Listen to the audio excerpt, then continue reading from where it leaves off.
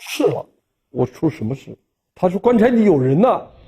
我是什麼人？這是剛剛從連雲港市出土的一具棺木，通過棺木縫隙可以清楚地看見墓主人腳趾的紋路和經絡。上前查看現場的女檢驗員嚇得站都站不住，而另一名膽大的男性檢驗員準備用手去觸碰。我當時準備用手去摸它。我說這不是腳趾嗎？哎呀，好像是一條人腿。旁邊的同事也提醒說道：“這是不是一條完整的人腿？”嚇得在場的人員趕緊將棺材板蓋上，生怕有什麼不好的徵兆。難道說世界上還能出現第二具不腐屍體嗎？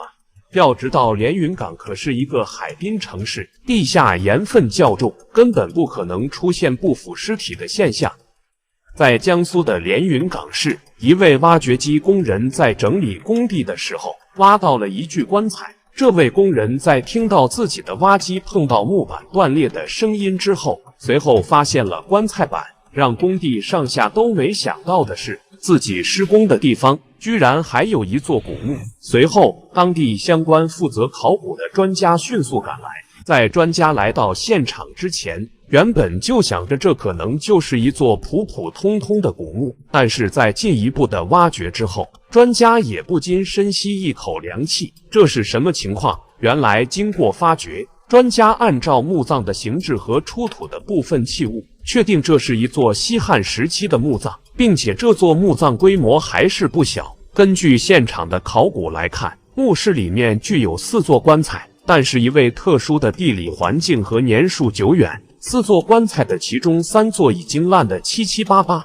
裡面的遺骸也已經爛完，只剩下牙齒。但是剩下的1座棺材保存得十分完整，並且跟先前的一番調查，這具棺材裡面還有個密封板。隨着撬開密封板，映入考古隊的首先是不知道什麼成分的茶色液體，另外在棺液裡面浸泡着白色像藕塊一樣的東西。正當大家準備進一步調查的時候，有個隊員往縫隙裡面看了一眼，立馬被嚇得面色慘白，大叫起來。根據這位隊員的描述，自己在裡面看見一個面目猙獰的人臉。於是考古隊確認裡面還有一具沒有腐爛的女屍。於是整個考古隊立馬蓋上棺材板，走出了擺放棺材的房間。這是一個偉大的發現，因為這可能會是新中國發現的第2具不腐女屍。大家都知道，長沙馬王堆漢墓的辛追夫人當年的出土轟動了全世界，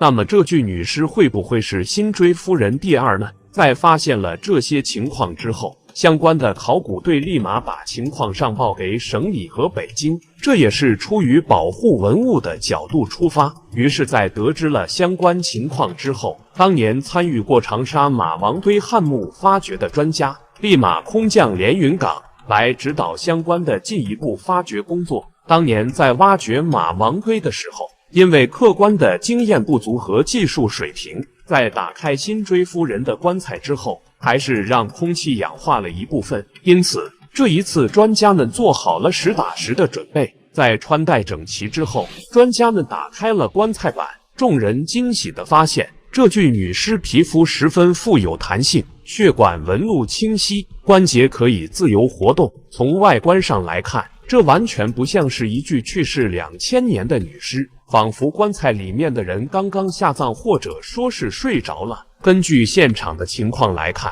這具棺材和相關的漢墓是完全符合漢代的喪葬規制的。在棺材蓋下面，密封情況十分完美，沒有任何的2次撬動痕跡。另外，在進一步的調查和挖掘制作，專家在棺材的裡面發現了一枚龜鈕印章，上面寫着林氏惠平的名字。根據相關的經驗來看，這應該是女屍的原本名字。那麼從歷史經驗來看，龜鈕印章只能是太守級別的人物才能使用。在漢代，太守的官職雖然算不上決定的位高權重，但也是帝國的中高級幹部。因此，也就是這種身份的匹配下，棺材裡面的女屍才有資格使用相關的龜鈕印章。但是這時候，專家也提出一個疑問，因為连雲港的地理環境似乎不存在保存女屍的客觀環境情況，那麼這具女屍是因為什麼樣的原因才能跨越2000年的時空留存到現在的呢？